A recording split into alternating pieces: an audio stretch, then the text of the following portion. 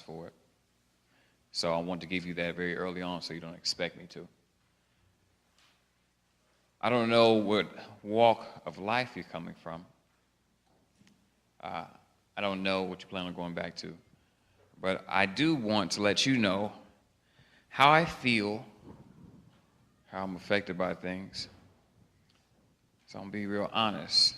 I ask in return that you are honest with me. Think about the things that come to your mind that are present, and when you have a question, and then we get to that question and answer part, please ask it. Because I've had a couple talks where we have this conversation about putting up these banners, Black Lives Matter banners, and then, there's what ends up coming to me is like, well, is that okay? Is it okay to put up a Black Lives Matter banner? How do you feel about that? I think that's stupid. I think it's absurd that I need to be asked to know if I'm valid or not. So I want to prime you with that before I start talking. So by the time that I finish talking, you have something real to contribute to this conversation that needs to be had here and in other spaces that you're going to go back to. All right? Okay. Well, Black Lives Matter started in 2012 after the death of Trayvon Martin at the hands of George Zimmerman. After the trial, you see somebody that's acquitted. You see somebody who's put on trial for their own murder. Trayvon Martin, everything about his life is being picked apart to explain how he deserved to be killed. What do you say to that? I don't know. But what came out of that was Black Lives Matter. It came from Facebook posts, and the hashtag was Black Lives Matter. And from that, 3 black women started Black Lives Matter, and with 2 of them being queer, they had a vision for how they wanted things to be. So from that, in 2014 came the death of Mike Brown in Ferguson. And there was a call put out to activists and organizers to come out and help. So a lot of people came down there from all around the world. And from Boston, there was a bus organized. And people got on that bus, went down there. And from that bus, came back and started the Boston chapter of Black Lives Matter. And then I came on the year after. So I've been here 2 or so years doing the work. And I think when we think about what happened with Mike Brown and how that all went down, I was telling the group earlier, and I normally don't mention this because I tend to forget about it, but Mike Brown, people were made aware of that through Twitter. Like it wasn't any major media outlets that put that on the map. People just commented on what they were seeing, and then everybody became aware. But if it wasn't for the average everyday person who bears witness to these things and makes sure that people know, then people will still be getting killed. People will still getting lynched today. And the ones we know about are the ones that make the news. Sundown towns still exist. They may not put a poster on the side of the freeway saying that, don't be here when the sun goes down, but they're still here. Some of you know where they are. Racism is real. It's deadly. So when I start giving these talks and I talk about what the principles of Black Lives Matter are, me being a male and understanding the level of privilege that I have from being a male, being a black male, I always start saying that we are queer and transgender affirming. One of the first things I make sure that I say, I understand the harm that has come from the black community towards queer and transgender people, and I understand the way that people who are queer and trans are made invisible. I want to make clear with the level of privilege that I have that makes people more likely to listen to me, that these things are important. And not only are they one of our principles, we center them in our work. So if the most marginalized, the most oppressed out of all of us are uplifted, then we all benefit.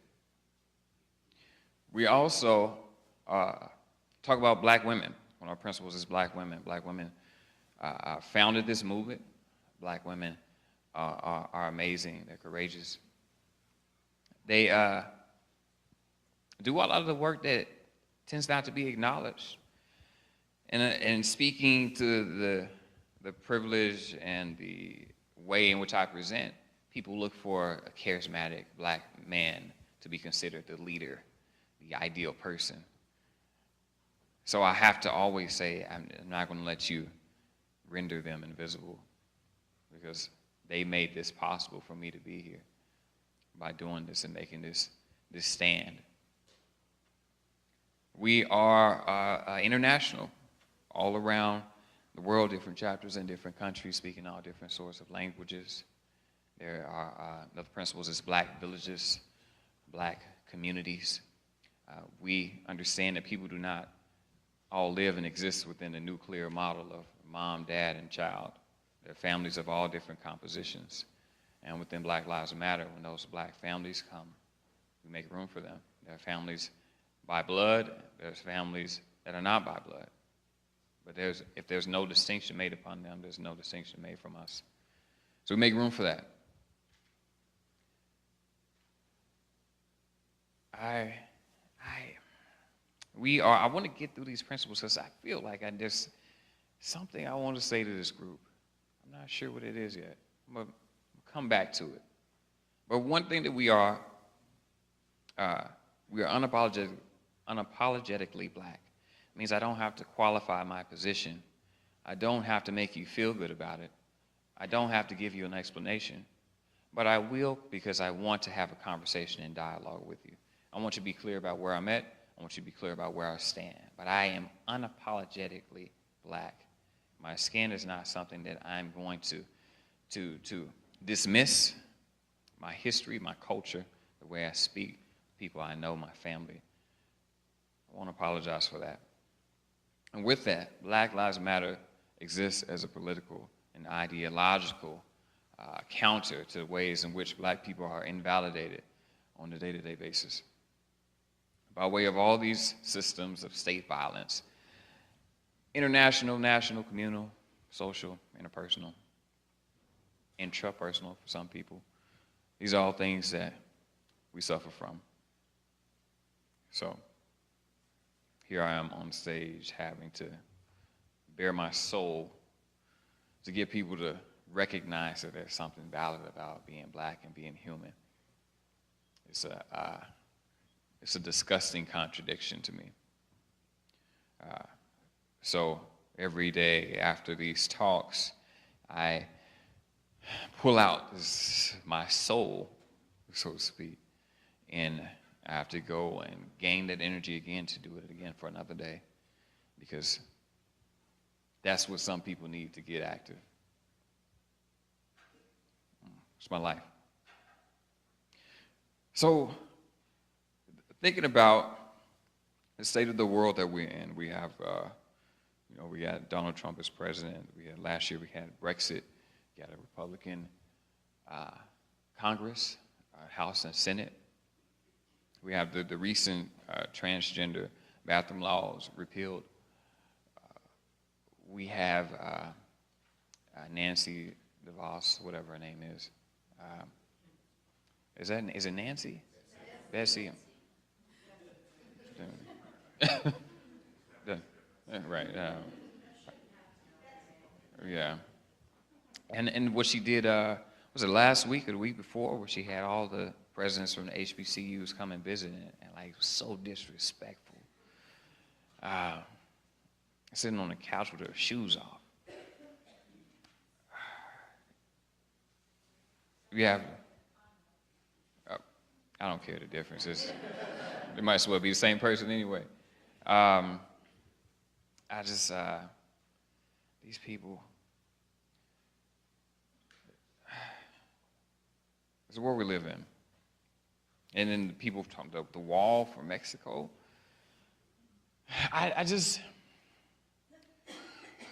Racism is a system.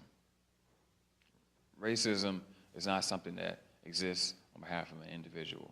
Donald Trump is somebody who's racist, who's sexist, who's homophobic, who's xenophobic. He's all these things that you would qualify as a horrible person by way of these characteristics of him individually that he uses to plug into a racist system.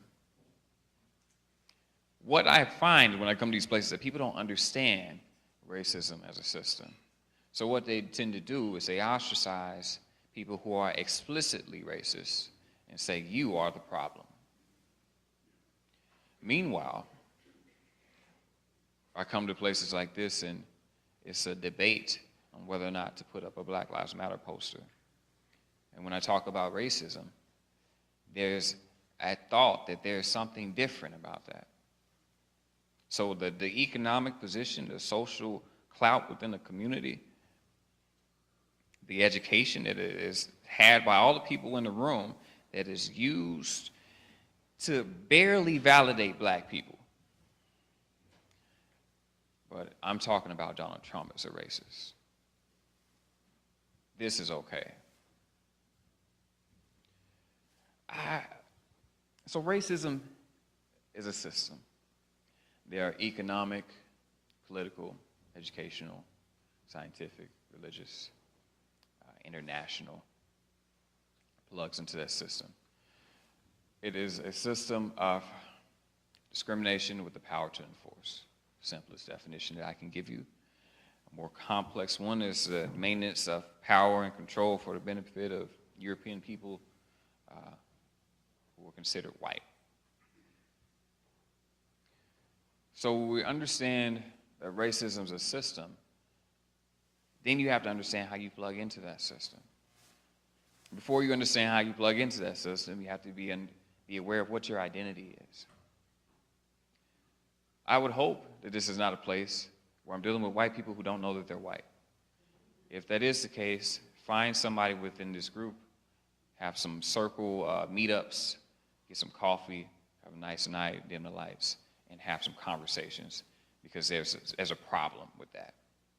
Because when we start talking about systems, and you don't understand what your identity is, you don't understand how you plug into those systems. For example, me, identity as a black man, straight, educated, have a level of economic privilege, have a car.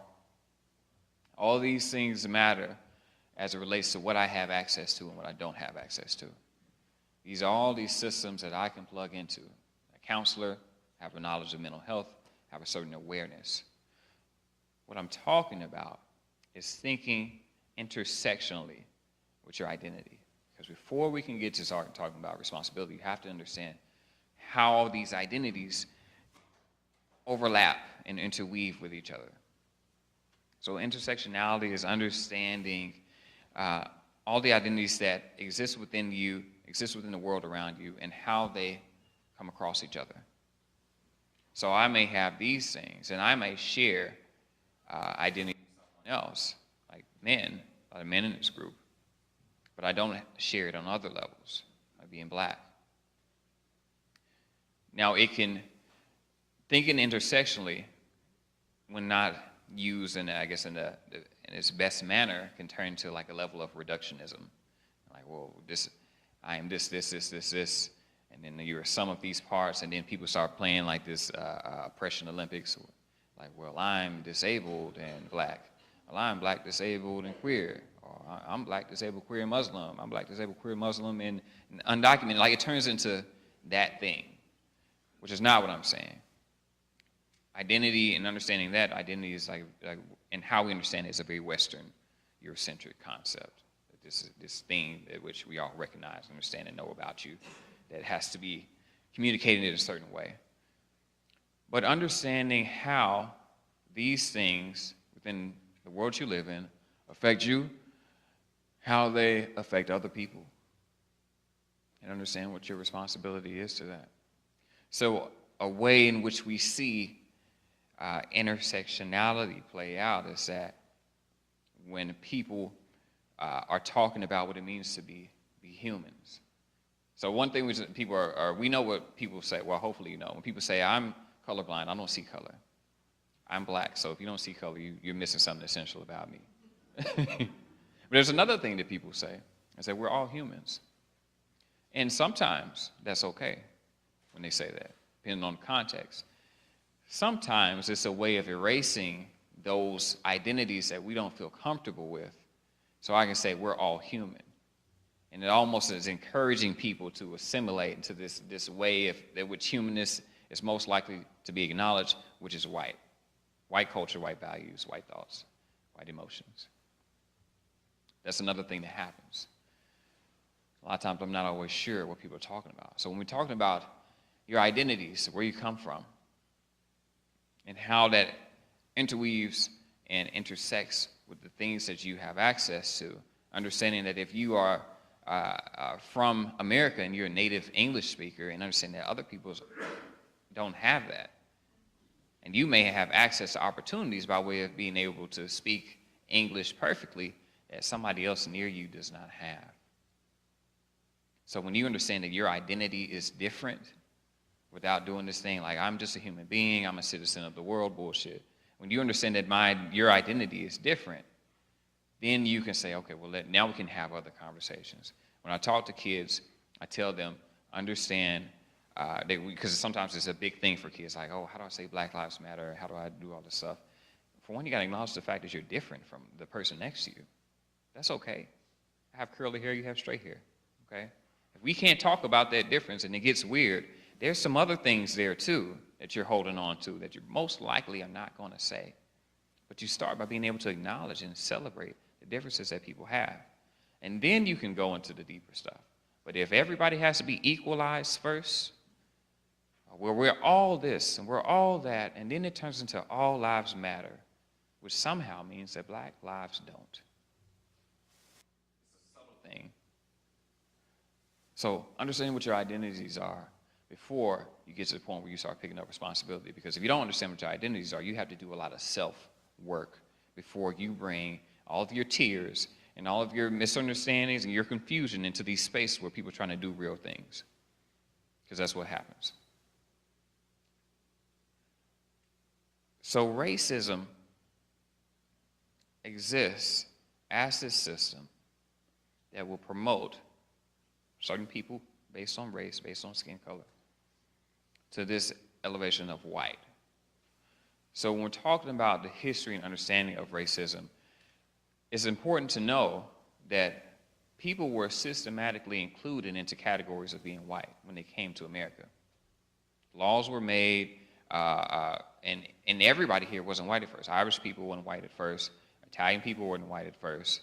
And in some period, Asian people were considered white, and then they were not, and depending on the immigration laws at the time. So racism has this history in erasing the culture of people and then assimilating them into the culture of whiteness.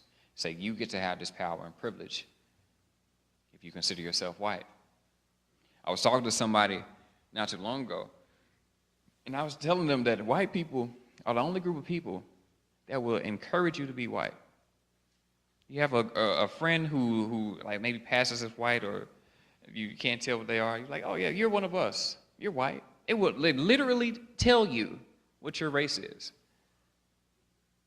rather than have to deal with the fact that there's somebody different and they have to adjust for another person.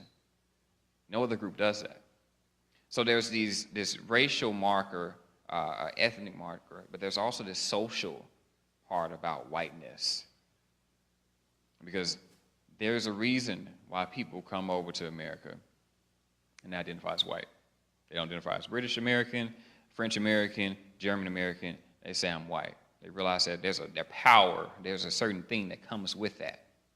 People darker than me have, in certain countries, have identified as white. You got to understand what whiteness is before you understand racism, because they go hand in hand. Racism, white supremacy, and white culture, all the same thing. The difference is the way I described it is like water. One of them is all around you all the time. One of them comes down when it rains, and one of them is in like tepid, frozen, freezing areas on the outskirts of the world. It's all the same thing, though. And people will grab onto one well, I'm not racist, but I love being white. Hey, white privilege is not real. I just want to, maintain the integrity of the white race, because white lives matter too. It's all the same stuff. If you don't know that, you have work to do, and I'm not going to do it with you. I ask that your people here find you out, do that work. You got questions, ask somebody. But they are the same thing. So if you understand what your identities are, you understand that you are white, you understand that you have privilege, you understand whatever your gender is, whatever your economic level is, whatever your education level is, all these things affect where you are and what your level of responsibility is. So when you get there and you find that you have a little bit more access to things, you won't have to ask me questions like, what can white people do? I don't understand how I go out and give talks and people say, well, what can white people do about racism? You maintain it. So why can you not stop it now? Why are your hands so bound in this moment? I don't understand that. So what that looks like is you have something like mass incarceration. You have the drug enforcement laws that have eroded everybody's rights, but they use black people to get people to vote all these things into office. All these different laws and all these Supreme Court justices that came up with these decisions, black people were used to do that. Not a problem until white people start getting arrested. Then it's an issue.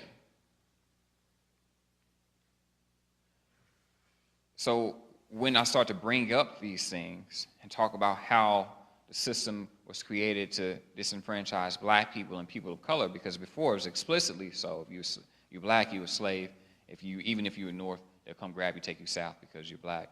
Now they have a system of justice that focuses primarily on black people, people of color, that we all fall under. So when I start talking about that, there's confusion. Well, I don't know. Well, what can we do? But there is minimum sentencing laws that your senator, your congressman put on the board. There's people who are still locked up in these prisons that people allow to come in their communities. But I don't know what I can do. That's stupid to me. And I have to come out here and say that that's how stupid that is, because that's what people do. They say, I don't know. So when you understand your identities, you understand what your responsibility is. By way of those identities, somehow there's a barrier. Like, well, I don't know what to do. Well, can you tell me? Can you tell me exactly how to do it? Because if I don't do it, it's because you didn't give me good enough information. Because I can't be responsible for dismantling a system that I'm a part of. That's what happens. That's what I come into. So you got to figure out what your responsibility is. I'm not here to do the work for people to tell you what white people can do to dismantle racism. I can say things that people are doing to work on this, that, or third. But to figure out what white people's work is for white people to do. You want to do that, get together, collab, do something. I'm not your savior in that, coming and pardon racism and saying, follow me. It's not what's happening. What is your responsibility going to be?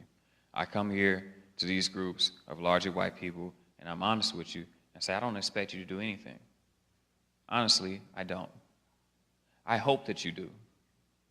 But history has told me that you will not.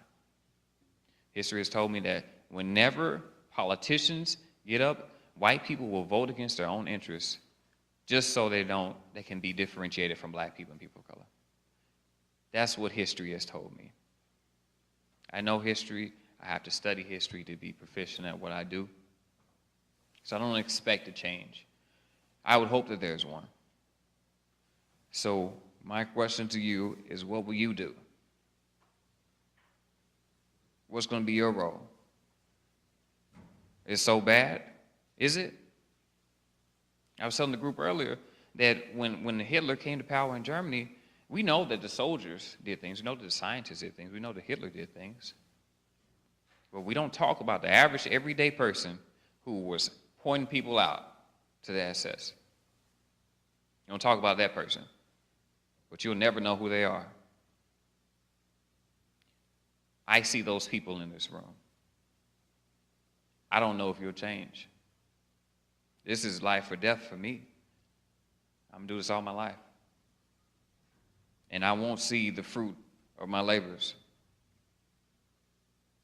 Who are you going to be? That's all I got.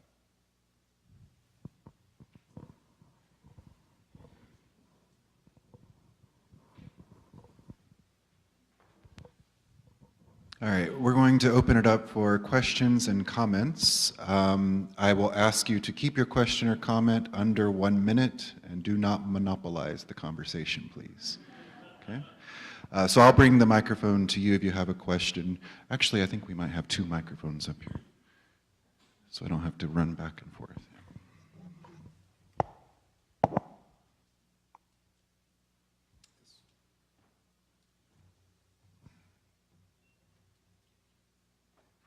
Where is Bill? Sorry. He was already getting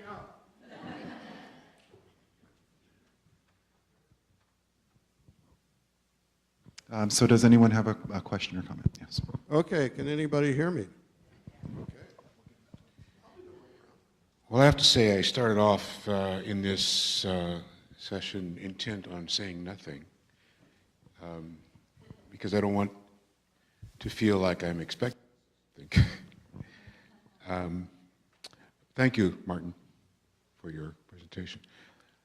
And I just wanted to pick up on your idea, your concept, your conceptualization of identity. And to add to that, there's some work done by a scholar who talks about the difference between ethnocentrism and ethno-relativism. When we're on the ethnocentric side, you know, we feel that our ethnicity is better. And there are different categories of that, one of which is called universalism. We're Unitarian Universalist. Sounds like a good thing. But the difficulty of that is that it minimizes people who don't feel that way. So in our attempt to be inclusive, the inclusiveness is excluding. And that's kind of a paradox. What's the other side? Ethno-relativism. Ethno-relativism, relationships exist not in hierarchy, but in relationship, which means accepting those differences. And so I just kind of want to attack the idea of universalism and I go through this questioning process for myself. That struck me as you were talking. I hope it stimulates some conversation amongst us as well.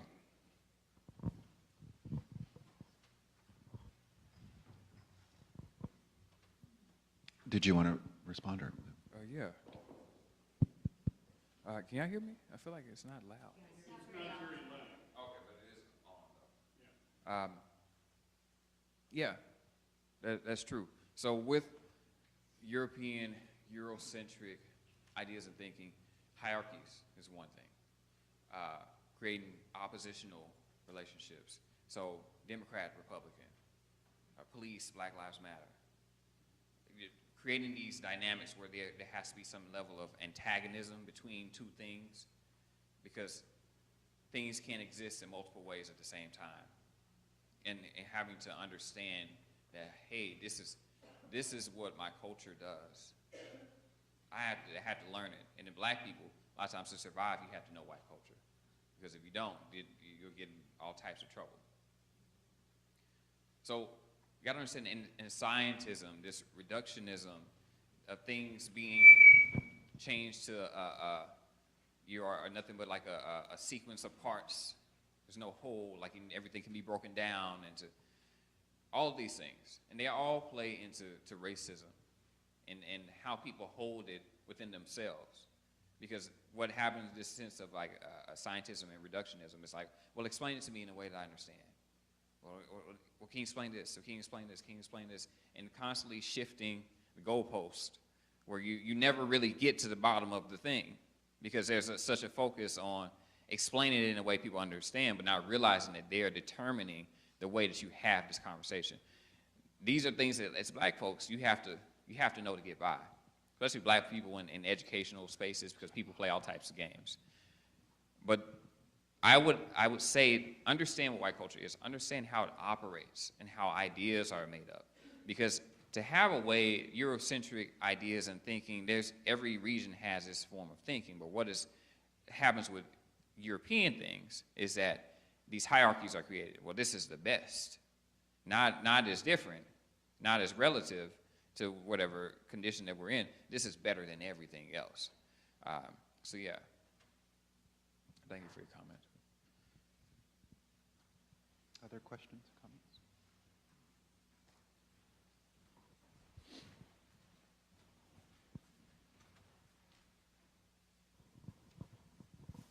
Yeah, thank you. This has been really good. And I want to ask you this question because it's something that I don't quite understand what the perspective is. And it's very specific. It has to do with black anarchists coming to Black Lives Matter events. And from the outside, black being not black, but a militant side of anarchy and anarchism. How is that perceived? To me, it feels like it's being co-opted, that bloc has a view of this is what we believe, and it supersedes what's happening here. But that's from the outside. So, your perspective?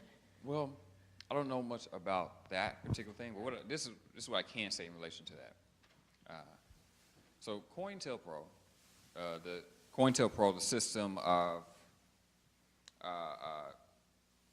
infiltration by the government towards black and other communities who are doing revolutionary activities, it's still a thing. It still happens.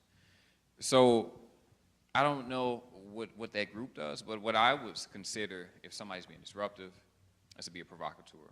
And sometimes police will do that, and people from all different sorts of government agencies will come in and do all these disruptive things and say they're part of this group, and they're part of that group, and part of that group, and part of that group.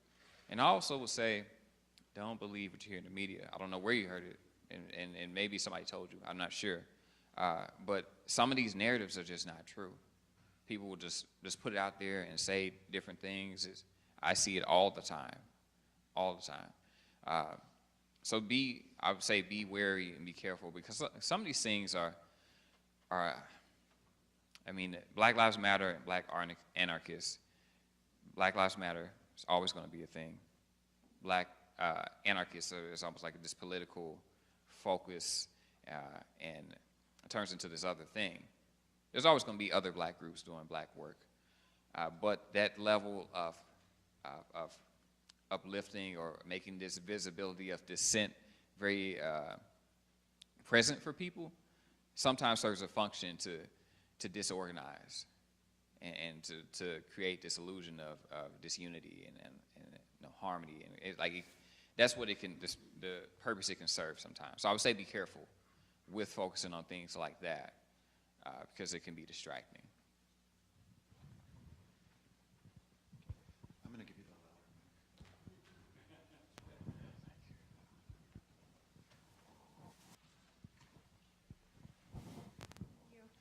What are some of your most trusted sources for information? Twitter. I say Twitter is, I follow people who I know are doing things, because you hear it directly from people. With news, I read a lot of news from different spaces. You can't really trust any of them, to be honest, because it's not black owned. It's not produced by black people. It's just black faces on the issue at hand. So they'll tell you about something in the moment, and it's not reliable. For example, I was as a kid. How many kids are in here? I don't care. I'm gonna say it anyway. So CNN have us posting a story about sex robots, and Standing Rock is still happening. Like that's what'll be on TV, the sensational things. And they had a whole conversation about this foolishness, and it's just, but Standing Rock is still happening. All these things that are going to fall out from the healthcare law changing, that's still there. People are protesting all around the world constantly about different issues. The news functions as propaganda. So in the way that they even present the information to you, you get 5-6 minute blurbs and very specific questions. You get 4 or 5 bullet points. That's all to get people thinking along a certain line. So I wouldn't get too focused on which one. I would say, for one, I use Twitter just because I follow the people, because they can tell me this, and this happens. I would learn history so you know the trends of how the news is going to change. I would follow more than Fox, CNN, MSNBC, C-SPAN. Like you got to add something outside of that, because you're going to get a lot of nonsense with that. I would say that.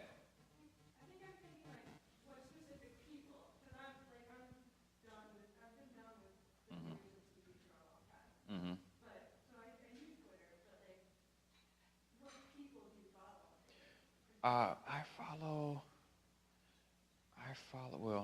follow a lot of people because I want to know what's being said. So I wouldn't even. I mean, I don't post much though. BlackLivesMatter.com puts articles and does relevant things. Anything coming from Angela Davis, anything coming from Noam Chomsky. Who else is somebody prominent? Michael Larry Dyson offers good critiques. I'm trying to think of the more radical people. You just kind of have to look and see. But those are a few names if they get you moving in the right direction.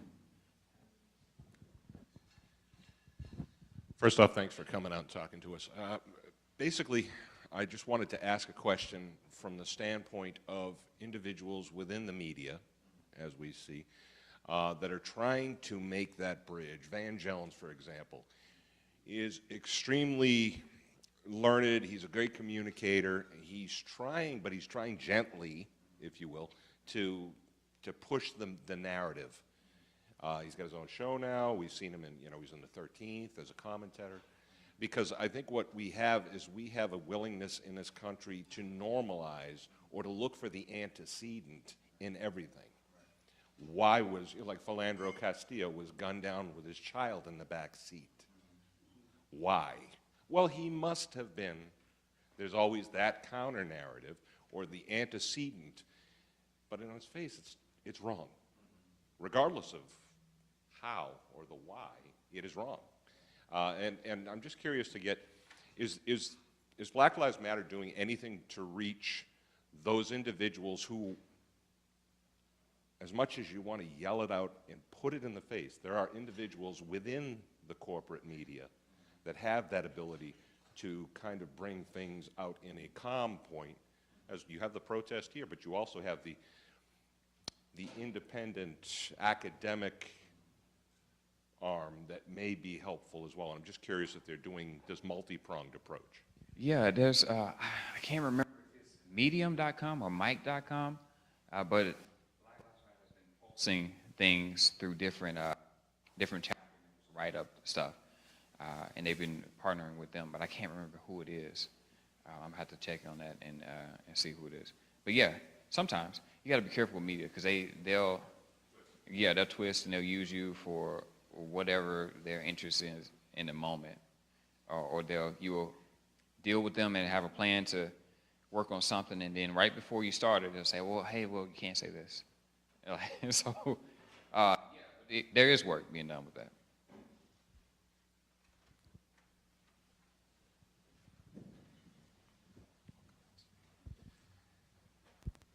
Thank you again for coming. When I was younger, I grew up near New Haven, Connecticut, and there was a lot going on there. The Panthers were there, and I had somebody help open my eyes to that, so I understood what the struggle was about then. And a lot of what the Panthers became known for was violence, and white community was very fearful. But I heard a different story, that they were building neighborhood organizations and providing meals and safety. And I'm curious, can we see models now? Where can we look for positive, models of that kind of sort? Thank you. There's places out there now. I don't think that they're always explicitly like Black Panthers. You knew Black Panthers were like pro-black and doing this work. There's a place out there now. There's a place called Beantown Society. They work with kids of color. I think all of them are black, and they're doing their work within the community. And there's churches have been doing work for forever. And there's a lot of times a tendency to forget the fact that churches in the black community have always done that. Because this thing about, and I know it's not what you're saying, but it's what it makes me think of, is like black on black crime, and that black people aren't doing enough to stop crime, and also knowing that crime is not localized to black people towards black people. It's not a black on black, it's not a thing. People perpetrate acts of violence toward each other in every affinity group. But that work is being done. It just depends on where the place is, because it's not always a name. Like Black Lives Matter, it's like it says Black Lives Matter, so people know we're doing certain types of stuff. There's people who do it all the time. It's just the research.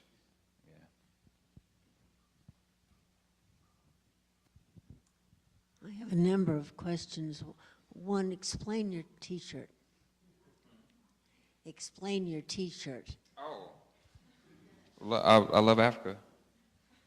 Out of Africa. Okay. And why are we agonizing over this so much? Because Concord has had a Black Lives Matter banner about a year now, and Stowe-Acton has about Black Lives Matter. The other question is, you say it's international. Is that Europe international, South America international, Asia international? I believe all of them. I'm not sure if there's one in Asia. I know there's one in Europe, South America, Brazil particularly, and some in Africa. I don't know if there's any in Asia, but yeah. With the whole agonizing, I don't know. I don't know what's going on here. That's all. Hi, I have a 8-year-old and a 6-year-old, and I'd love to share with them about being here. They're too young to have come to your earlier conversation, so I'm curious what you'd want them to know about Black Lives Matter, or what you would encourage me to share with them. And I would say we have a long way to go, so I really appreciate you being here. I'm waking up to my own whiteness, and I want to be doing that for them too. Well, if let's put it like this, if a police officer or firefighter came here and started talking to people, you would say, hey, a police officer and firefighter came to talk to people. And they would say, hey, about what? The conversation doesn't change. You say the same thing. They'll ask questions as it comes to them, but just opening that door, and then they'll say, well, why do they have to do this? And then you need to be educated enough to be able to answer the questions that they ask. That's the task. Is there a key message that you have that you would want to be translated? Black Lives Matter.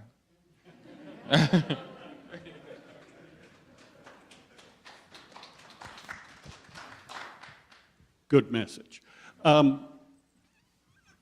Mary, you asked, why are we agonizing over this? Because there are other UU churches out there, Unitarian Universalist churches with Black Lives Matter banners. I'm going to paraphrase something that I heard. Our search committee has been going around to other Unitarian Universalist churches hearing candidates. What I picked up was one church they visited had no banner, and they didn't talk about it. Another church had no banner, and they had talked about it and decided not to hang one. Another church was just hanging a Black Lives banner that Sunday, and another church already had a Black Lives banner, something like that. Am I close? So We are all independent congregations in association with each other, and we are all democratic in our process. And we have people who are saying, my goodness, let's just do this. We should have had a Black Lives banner up a long time ago. And we have other people who are saying, well, I'm not really comfortable with this. I've got relatives in law enforcement, whatever. They would view this as anti-police. And we've got to build consensus. I think we're going to do it. If I was a benevolent dictator, we would have a Black Lives Matter banner up, but dictators aren't benevolent, and I'm not a dictator. So we've got to bring people along, and we're trying to be sensitive to people in the congregation who aren't there yet, and that's why we're having this conversation today.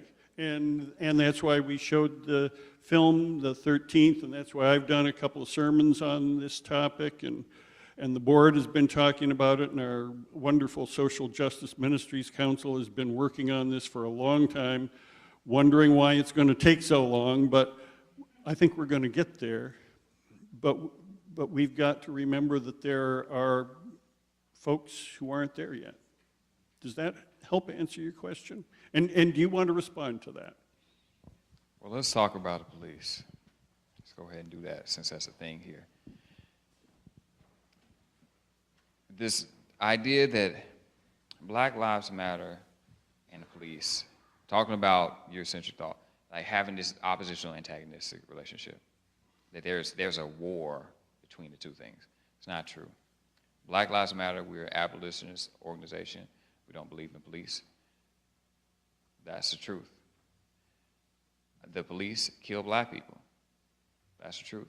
And the government law protects them in a way that they are allowed to continue to do so, body cameras or not. Doesn't matter. That's the truth. The legacy of that stemming from how police exist in this country is that police have always been able to do that, being when they were slave catchers, being when there was black codes, being when there was Jim Crow, being now to the war on drugs, same stuff. It just changes. What I see is that people are willing to justify that because the work that it takes to dismantle the system is more than they want to do. So like, oh, well, I can't do this because if I were to say Black Lives Matter, that would upset people.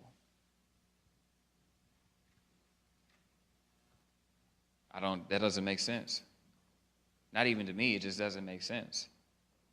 I have people who are police officers, they will be upset that I said a particular group of people matter. That would make them angry.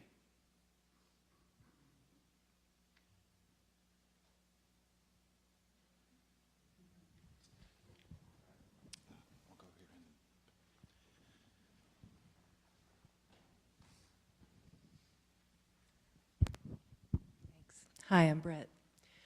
I am one of the impatient group. I moved to this town and didn't actually know this was Unitarian Church because it didn't have a banner. And all the ones in the city where we, had been before, they all had banners, so I didn't realize this was UU for a while. And I did hear something that helped me to find a bright side in how long this is taking us. And I hope that when we hang the banner, every member of this congregation will know what they're going to say if someone in the community is uncomfortable with it and says to them, well, don't all lives matter? And I really hope that because of these conversations and because of the time we're taking to do it, as frustrating as that may be to many of us, that the one good thing that can come of this is that every single person who identifies with this congregation will have something come to mind right away, what to say, how to start that conversation, and will be willing to do the work of educating someone who is essentially ignorant about this. Because the first time I heard All Lives Matter, I didn't like it, but I couldn't articulate what was wrong with it. Because, duh, right? But I didn't say, well, all lives can't matter unless Black Lives Matter. that's one sentence I had to learn, and I hope we're going to learn a lot of sentences and have some really good conversations. Just to comment on that, the response to Black Lives Matter, All Lives Matter, and Blue Lives Matter, part of it is appropriation, appropriating black thought and turning it into something to the benefit of white people. That's what always happens. We can see that with the little girl, the Catch Me Outside girl. Do y'all know who that girl is? The girl was a little girl, went on Dr. Phil. She was like speaking in slang, so now she's popular, right? People like her. But she's using black slang and being able to benefit from that in a way that black people are demonized for. So what is happening is the same thing. When people say Blue Lives Matter, All Lives Matter, I'm going to appropriate your language that targets and points out the victimization that you experience on an everyday basis, and use that for myself and consider it to be more worthy of being seen and being heard and being acknowledged than your language. So that's what that is. There's no reason to say Blue Lives Matter. There's no reason to say All Lives Matter. Logically, it doesn't even make sense to say All Lives Matter as a response. Blue Lives Matter, there is no threat on their lives. There's no threat. Police haven't been killed at any high rate. Police have pensions. Police they're educated. Police have unions. They're doing real well. And when black people say Black Lives Matter in response to being invalidated and being killed, the response is to say, well, Blue Lives Matter. They are not equal. They are not opposite.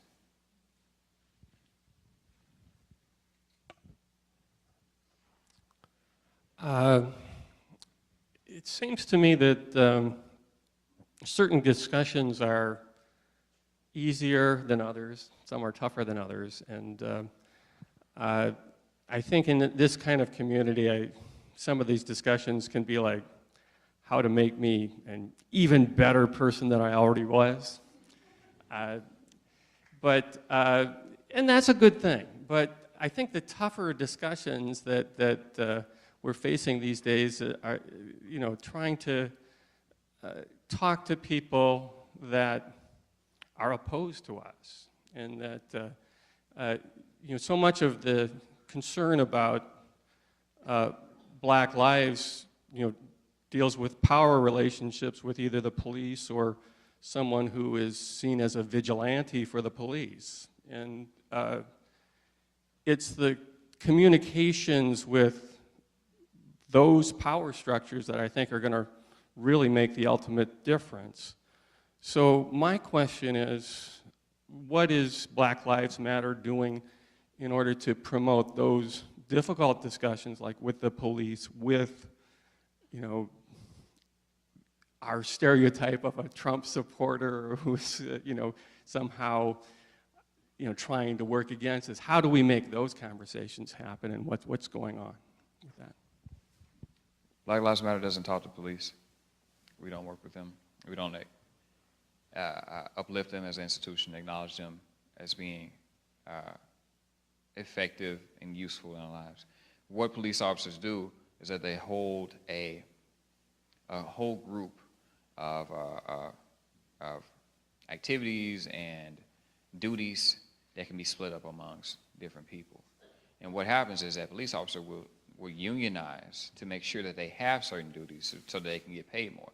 I don't believe, and most people don't believe, that we need a police officer to direct traffic. But that's something that they came together. They decided that that's what they wanted to do, to be added to their job description.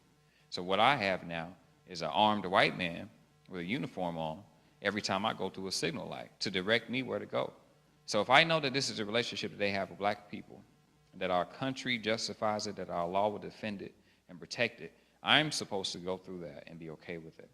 What we do advocate for is alternative community structures, like talking about churches and being able to do things to lessen crime within communities, to do things to talk about the segregation and the poverty that lead people to talk about this black-on-black crime thing, for lead people to think that there is something that is needed about a police officer. Because what I hear is that I need a white man with a gun to be there to keep me from being too savage. That's where that idea comes from. Black people being angry, aggressive, brutes, being less than, being cursed by God. All of these ideas, they came down and they make themselves present in these institutions. It was scientifically, religiously, socially justified to be racist, and the systems that enforced it started most of the time with police officers. So I don't support that. I have no interest, have no need in them. What I do want is for black communities that have had these police encamp themselves in these communities, that they drove freeways through, that they dropped bombs on our cities, to be able to give us money to be able to rebuild or stop getting in the way.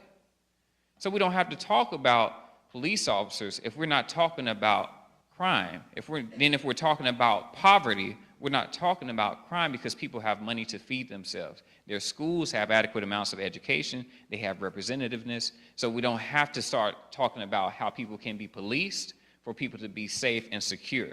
Because when you have everything that you need to be able to build something, you don't have to worry about somebody else having to come in. So we have adequate amounts of education. We're not overly incarcerated and being denied of our human rights. We have food to eat. We have jobs. We have places to live, places to stay. There's no need for a police officer in the community that's taken care of. So when we start talking about taking care of these communities, instead of criminalizing poor people and poor black people, then we can start. So that's why we don't even focus on the police, because these things that are affecting black people, these are things that need to be taken care of. Because in terms of this thing where people like to call black culture the problem, something is wrong with black culture. Or back in the 80s when they were doing this thing where they were looking at genetic markers for crime and violence within black people. You know, instead of, we can't talk about where anything begins from. You know, we have to start at the end. So with white people and white thought being so linear and focused on this and this and this and this, even going to Aquinas and being a Christian theologian in the first cause, having to step down all to these things, then we can drop that and then say, well, we got to worry about, well, how do we keep black people in place? How do we police them?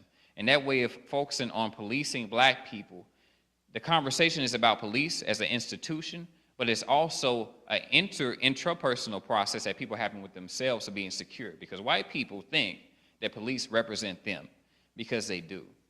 They protect people, and they protect people with property. Who had property first here, even at the behest of the Native American people and the slavery being black people being enslaved, or white folks. So all of those legacies come into police and how we think about police. So I'm saying I don't fuck with police. I don't fuck with them economically, ideologically, philosophically. I have no need for them. I want the things and the reasons for which they are becoming present in communities to be taken care of. So that's where I'm at about police. I forgot your second question, because. Let me just ask you a follow-up question. What about black police officers? Black police officers are the faces on the system that is made for the maintenance and benefit of white structures of power. So just like Obama can be a black face in the White House and be dropping bombs on Pakistan and all these other places in the Middle East just as much, if not more so, than the presidents that came before them, it's the same thing. It's not power, it's a face, it's a visual. Now, it's just like if you were watching a movie and you say, man, I'm watching Guess Who's Coming to Dinner? And man, Sidney Poitier, he's on screen with a white woman. Man, but is the director white though? But is the producer white? Who funded it? You know what I mean? All these different things that create this end result are not black.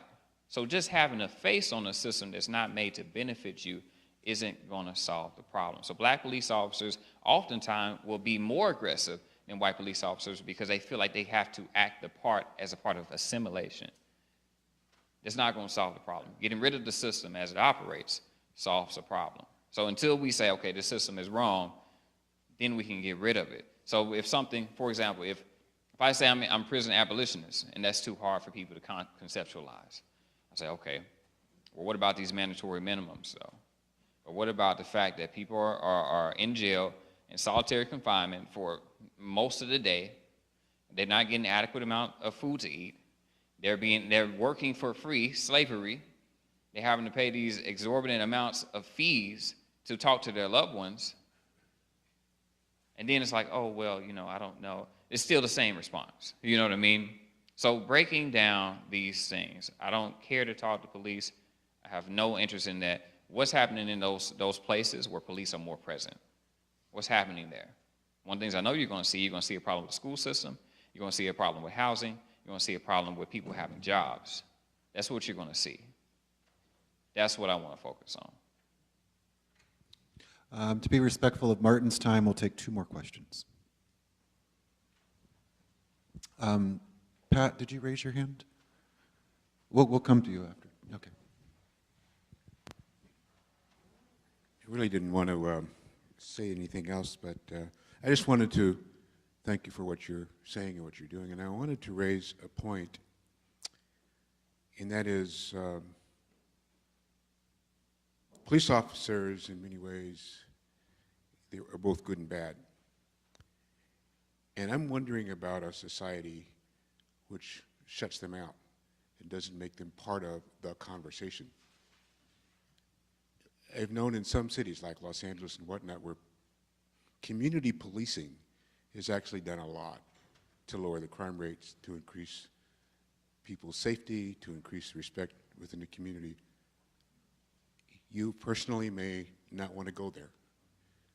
It does seem to me, though, that by excluding them from the conversation makes them the problem, not part of the solution.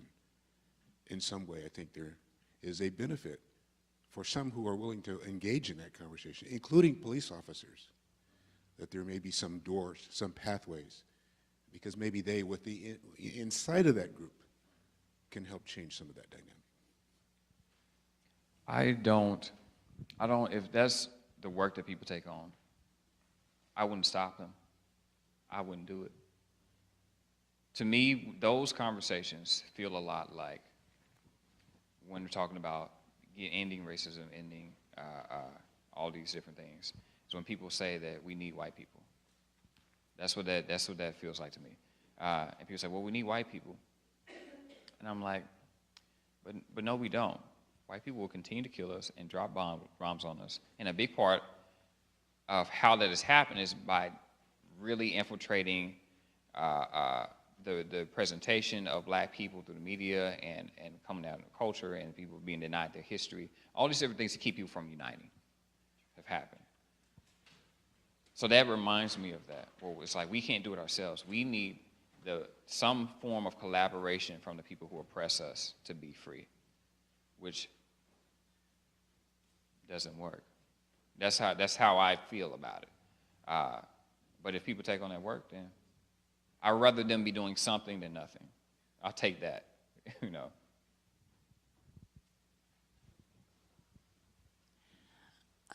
First, I thank you very much for your courage and taking your time to come out here and talk with us. I tremendously appreciate it.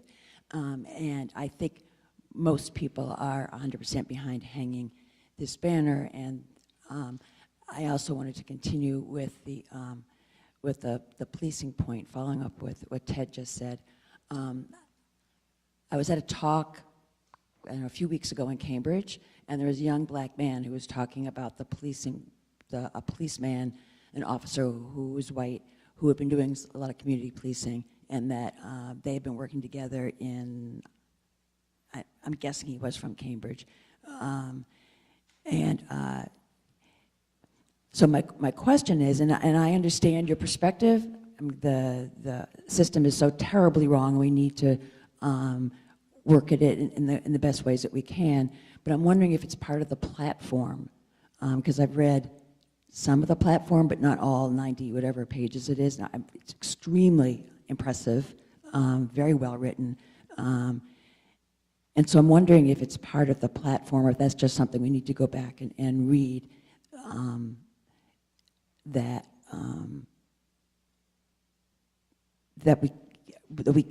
Black Lives Matter as an organization, as a statement, as a platform, means not working with police, or as you just said, that it's okay if some people do that work, that's fine, that's not your work, and I really respect that that's not your work. We do that. We don't tell people and get into the thing where, like, you shouldn't work with the police. Like I say, I don't work with the police for these reasons. These are the things that can happen. If you so choose to, that's on you. When I think about working with the police, I think about how little the police has worked for us. I've never heard a police officer say Black Lives Matter. Never seen a Facebook post. I've never seen any of that. What I do see is police officers putting pictures with them and black kids eating ice cream together, or going on roller coaster rides. I don't like that. That's what I have no interest in feeding into that. People decide to pick up their work, then it's fine. But as far as I know, police officers, they still can't even get charged with nothing for killing black folks. Why would I work with you? You know, are they saying that it's wrong? No. They're reviewing their policies and figuring out if they did everything according to policy. And then they will put them on desk duty, paid leave for a while. But I'm going to work with them. And all these laws that allow for the war on drugs to be expanded so they can get all these hyper-militarized police departments, and how they endorse Donald Trump when he started talking about the wall thing, and how they go in and kick folks. It's not for me. I would say for anybody working with police, be aware of all these things that happen. Because for several cases, when police killed folks, they called their union rep first. That's who they first talked to before anybody else was talked to, so they can make sure they can get a lawyer representation. So if that's the work that people take on, then I would rather people do something than nothing. Thank you, Martin. Just as a reminder, if you have young children in childcare, you'll need to pick them up by 1 o'clock. But you mentioned at the beginning of your talk that you might want to say something very specific to this specific group.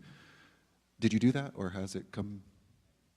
I mean, I guess I can say more. I can say is that it's the same thing I say to every group I come to. What you do and what work you take on is going to be yours. It's going to be between you, whatever God you worship, whatever persons are within your immediate reach and vicinity. I'm not going to be in your ear saying Black Lives Matter. I'm not going to be doing that. Black Lives Matter, all these other groups that are oppressed, all the people who are the immigrant, undocumented folks, trans and queer folks, the Muslim people that are being oppressed, we're with them. We're with them. The burden that comes with doing this work and preserving our blackness and our humanity is that we see our humanity through these relationships that we have with people. I cannot ignore anything. I know that it will happen with some of you. What you do in the dark is what defines you. We'll see what happens. Okay. Thank you very much, Martin, and thank you all for coming.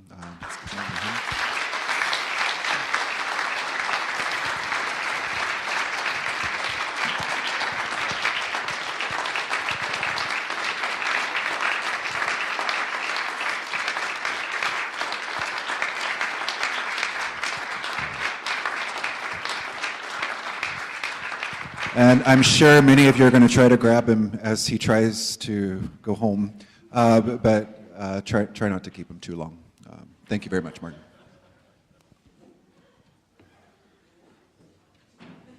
I forgot to mention one thing. I wanted to collect a donation, forgot to do that. There are donation plates at the very back of the pews. Whatever money you give will go to Black Lives of UU.